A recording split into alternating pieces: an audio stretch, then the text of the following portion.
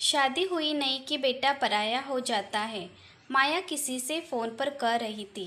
दीप की शादी हुए अभी तो केवल 15 दिन ही हुए हैं और अभी से उसमें इतना बदलाव आ गया है।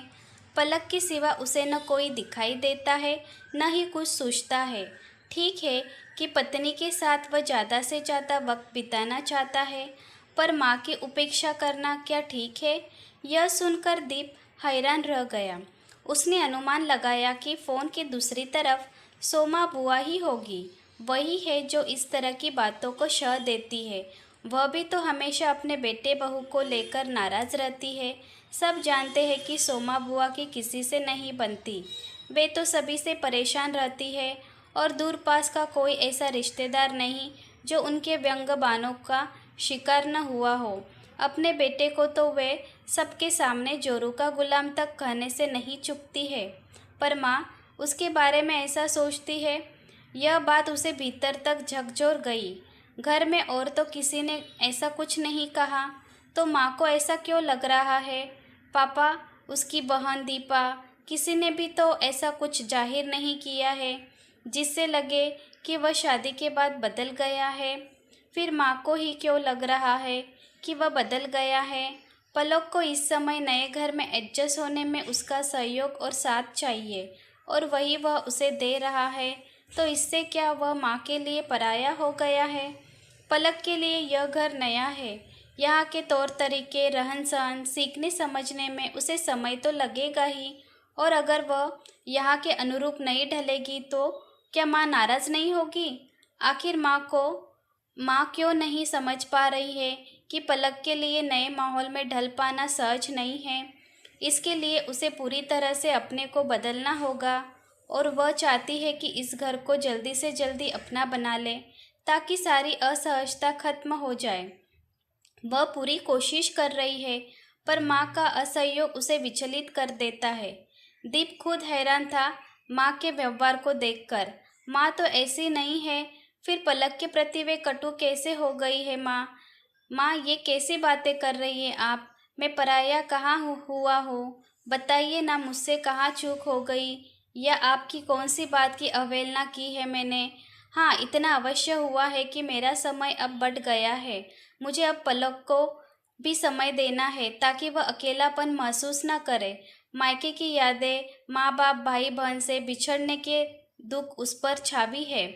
हम सबको उसे सहयोग देना चाहिए, ताकि वह खुलकर अपनी बात सबसे कह सके। उसे थोड़ा वक्त तो हमें देना ही होगा। माँ छुट्टियाँ खत्म हो जाने से पहले वह भी सब कुछ समझ लेना चाहती है, जिससे ऑफिस और घर के काम में उसे तालमेल बिठाने में दिक्कत न हो। मुझे तुझसे बहस नहीं करनी है। 4 दिन हुए हैं उसे आए, और लगा है उसकी तरफदारी करने।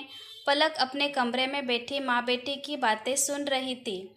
उसे हैरानी के साथ साथ दुख भी हो रहा था कि आखिर माँ इस तरह का व्यवहार क्यों कर रही है। वह तो उनके तौर तरीके अपनाने को पूरे मन से तैयार है। फिर माँ की यह सोच कैसे बन गई कि उसने दीप को अपनी मुट्ठी में कर लिया है? कमरे में दीप के आते ही उसने पूछा, मुझसे कहाँ चूक हो गई दीप, जो माँ इस तरह की बात कर रही है? मैंने कब कहा कि तुम हमेशा मेरे पल्लू से बंधे रहो? इतना अवश्य है कि माँ से मुझे किसी तरह भी सहयोग नहीं मिल रहा है, इसलिए मुझे तुम्हारे ऊपर ज़्यादा निर्भर होना पड़ रहा है। फिर चाहे वह घर गृहस्थी से जुड़ी बात हो, या रसोई के काम की, या फिर मेरे दायित्वों की। इसी कारण तो हम हनीमून के लिए भी नहीं गए, ताकि मुझे इस माहौल में एडजस्ट होने के लिए समय मिल जाए।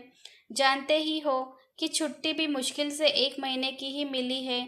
मैं खुद हैरान हूँ पलक, कि माँ इस तरह का व्यवहार क्यों कर रही है, जबकि उन्हें ही मेरी शादी की जल्दी थी।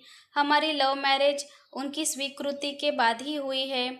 शादी से पहले तो वे तुम्हारी तारीफ करती नहीं थकती थी, फिर अब अचानक क्यों हो गया? क्या हो गया उन्हें? कितने चाव से उन्होंने शादी की एक एक रस्म निभाई थी। सोमा बुआ टोकती थी तो माँ उनकी बातों को नज़रअंदाज कर देती थी। सबसे यही कहती थी, मेरा तो एक ही बेटा है, उसकी शादी में अपने सारी इच्छा मैं पूरी करूँगी। आज वे सोमा बुआ की बातों को सुन रही है, उनसे ही हमारी शिकायत कर रही है। आज उन्हें अपने ही बेटे की खुशी खल रही है। उन्हें तो इस बात की तसल्ली होनी चाहिए कि हम दोनों खुश हैं और एक दूसरे से प्यार करते हैं। डरता हूँ सोमा बुआ कहीं हमारे बीच भी तनाव न पैदा कर दे। माँ ने उनकी बातें सुनी तो अवश्य ही उनके बेटे बहू की तरह हमारे बीच भी झगड़े होने लगेंगे। मुझ पर विश्वास रखो दीप, ऐसा कुछ नहीं होगा। पलक के स्वर में दृढ़ता थी। हमें माँ के भीतर चल रही उथल पुथल को समझकर उनसे व्यवहार करना होगा। उनके मनोविज्ञान को समझना होगा दीप। मनोविज्ञान की छात्र रहने के कारण मैं उनकी मानसिक स्थिति बखूबी समझ सकती हूँ। जब बेटे की शादी होती है तो कई बार एक डर माँ के मन में समा जाता है कि अब तो उसका बेटा हाथ से निकल गया। उसमें सबसे खराब स्थिति बेटे की ही होती है, क्योंकि वह किसकी सुने के चक्रव्यूह में फंस जाता है। त्रिशंकु जैसी स्थिति हो जाती है उसकी। पत्नी जो दूसरे घर से आती है वह पूरी तरह से नए परिवेश में ढलने के लिए उस पर ही निर्भर होती है, और माँ को लगता है कि बेटा जो आज तक हर काम उनसे पूछकर करता था अब बीवी को हर बात बताने लगा है। बस यही वजह है जब माँ को लगता है कि उनकी सत्ता में सेंध लगाने वाली आ गई है और वह बहू के खिलाफ मोर्चा संभाल लेती है। लेकिन हमें माँ को उस डर से बाहर निकलना ही होगा। पर यह कैसे होगा? दीप पलक की बात सुन थोड़ा असमंजस में था। वह किसी भी तरह से माँ को दुखी नहीं देख सकता था और नहीं चाहता था कि पलक और माँ के संबंधों में कटुता आए।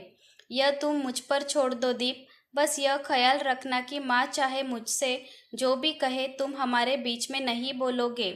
इस तरह बात और बिगड़ जाएगी और माँ को लगेगा कि मेरी वजह से माँ बेटे के रिश्ते में दरार आ रही है या बेटा माँ से बहस कर रहा है। हालांकि उनकी जगह कोई ले सकता नहीं, पर फिर भी हमें उन्हें बार बार यह एहसास कराना होगा कि उनकी सत्ता में सेंध लगाने का मेरा कोई इरादा नहीं है। हर सदस्य की परिवार में अपनी तरह से अहमियत होती है, बस यही उन्हें समझाना होगा। उसके बाद उनके मन से सारे भय निकल जाएंगे। तब वे तुम्हें लेकर शंकित नहीं होगी कि तुम उनके बुढ़ापे का सहारा नहीं बनोगे। नहीं, वे इस बात से चिंतित रहेगी कि मैं उनके बेटे को उनसे छीन लूँगी। सही कह रही हो तुम पलक, मैंने भी कई घरों में यही बात देखी है। इसी की वजह से न चाहते हुए मेरे दोस्त वैभव को शादी के बाद अलग होने को मजबूर होना पड़ा था।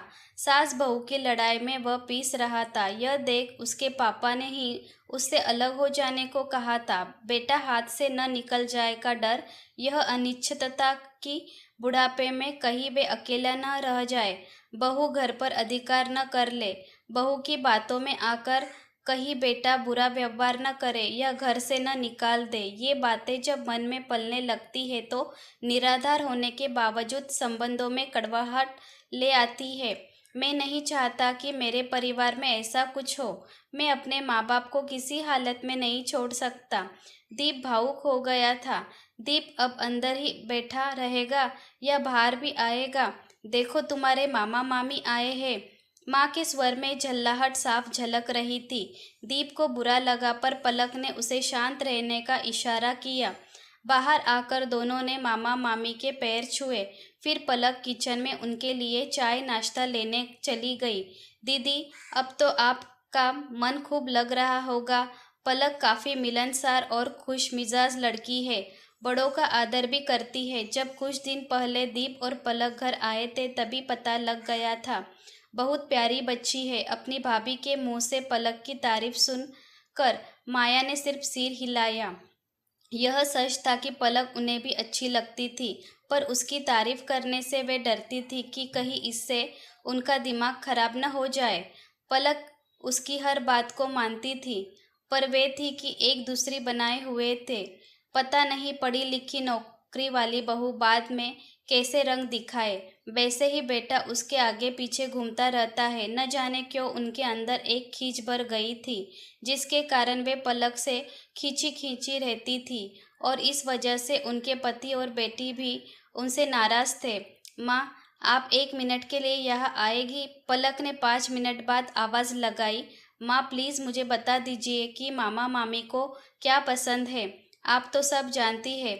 माया को यह सुनकर अच्छा लगा। पलक जब नाश्ता लेकर आ रही थी तो उसने मामी को कहते सुना, मानना पड़ेगा दीदी, इतनी पढ़ी लिखी होने पर भी पलक में घमंड बिल्कुल नहीं है, वरना कमाने वाली लड़कियां तो आजकल रसोई में जाने से ही परहेज करती है। उस दिन जब हमारे घर आई थी तभी परख लिया था मैंने कि इसमें नखरे तो बिल्कुल नहीं है। मेरी भाभी की बहू को ही देख लो, उसने शादी के बाद ही साफ कह दिया था कि घर का कोई काम नहीं करेगी, नौकर रखो या और कोई व्यवस्था करो, उसे कोई मतलब नहीं है। भाभी की तो उसके सामने एक नहीं चलती। आपको तो खुश होना चाहिए, बेटा बहू दोनों ही आपको इतना मान देते हैं। अरे अभी उसे आए दिन ही कितने हुए हैं, ऑफिस जाना एक बार शुरू करने दो, सारे रंग सामने आ जाएंगे। पलक को आते देख माया एकदम चुप हो गई। पलक को बुरा तो बहुत लगा, पर वह हंसते हुए नाश्ता परोसने लगी। दीप अंदर ही अंदर कूद कर रहा गया था। वह कुछ कहना ही चाहता था कि पलक ने उसे इशारे से मना कर दिया। मामी ने महसूस किया कि माया पलक के प्रति कुछ ज़्यादा ही कटु हो रही है और दीप को अच्छा न लगना स्वाभाविक ही था। जाते जाते वे बोली, दीदी हो सकता है आपको मेरा कुछ कहना अच्छा न लगे, पर आप पलक के बारे में कुछ ज़्यादा ही गलत सोच रही है। हो सकता है उसमें कुछ कमियां हो, तो क्या हुआ, वे तो सभी में होती है। बच्ची को प्यार देगी तो वह भी आपका सम्मान करेगी। मुझे तो लगता है कि वह आपकी जितना निकट आना चाहती है, आप उससे उतनी ही दूरियां बनाती जा रही है। दीप की खुशी के बारे में सोचे, पलक की वजह से ही वह चुप है, पर कब तक चुप रहेगा। बेटा चाहे वैसे दूर न हो, पर आपकी सोच की वजह से दूर हो जाएगा। बहू बेटे को छीन लेगी, यह डर ही आपको रिश्ते में दरार डालने के लिए मजबूर कर रहा है। पलक को खुले दिल से अपना लीजिए, वरना बेटा सचमुच छीन जाएगा। सही तो कह रही थी तुम्हारी भाभी। रात को मौका पाते ही उनके पति ने उन्हें समझाना चाहा, इतनी अच्छी बहू मिली है, पर तुमने दूसरों के बेटे बहू के किस्से सुनकर एक धारणा बना ली है जो निराधार है। आज वह हर बात तुमसे पूछ रही है, लेकिन अगर तुम्हारा यही रवैया रहा तो दीप ही सबसे पहले तुम्हारा विरोध करेगा। सोचो, अगर पलक उसे तुम्हारे खिलाफ भड़काने लगे तो क्या होगा। सोमा की बातों पर मत जाओ। बहू को दिन रात ताने देकर उसने संबंध खराब किए हैं। नए घर में जब एक लड़की आती है तो उसके कुछ सपने होते हैं, वह नए रिश्तों से जुड़ने की कोशिश करती है, पर तुम हो कि उसकी गलतियां ही ढूंढती रहती हो। इस तरह तुम दीप को दुखी कर रही हो। क्या तुम नहीं चाहती कि तुम्हारा बेटा खुश रहे। कल हमारी दीपा के साथ भी उसकी सास ऐसा ही व्यवहार करेगी तो क्या वह सुखी रह पाएगी, या तुम बर्दाश्त कर पाओगी। अपने डर से बाहर निकलो माया, और पलक व दीप पर विश्वास करो। पूरी रात माया कश्मकश से जूझती रही। सच में बेटे के छीन जाने का डर ही उन्हें पलक के साथ कठोर व्यवहार करने को मजबूर कर रहा है।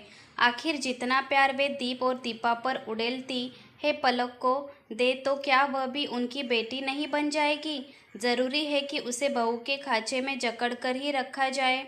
वह भी तो माया में माँ को ही तलाश कर रही होगी। माया जब सुबह उठी तो उनके चेहरे पर कठोरता और खींच के भाव की जगह एक कोमलता व नज़रों में प्यार देखकर पलक बोली, माँ आइए ना, साथ बैठकर चाय पीते हैं।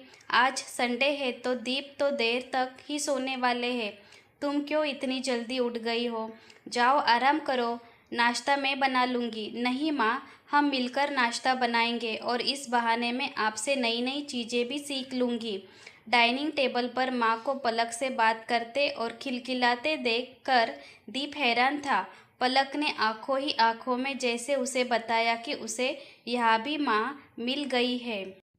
दोस्तों, उम्मीद करती हूँ कि आपको हमारी कहानी पसंद आई होगी।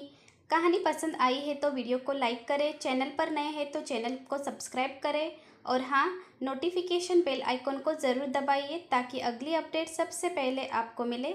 तब तक के लिए धन्यवाद।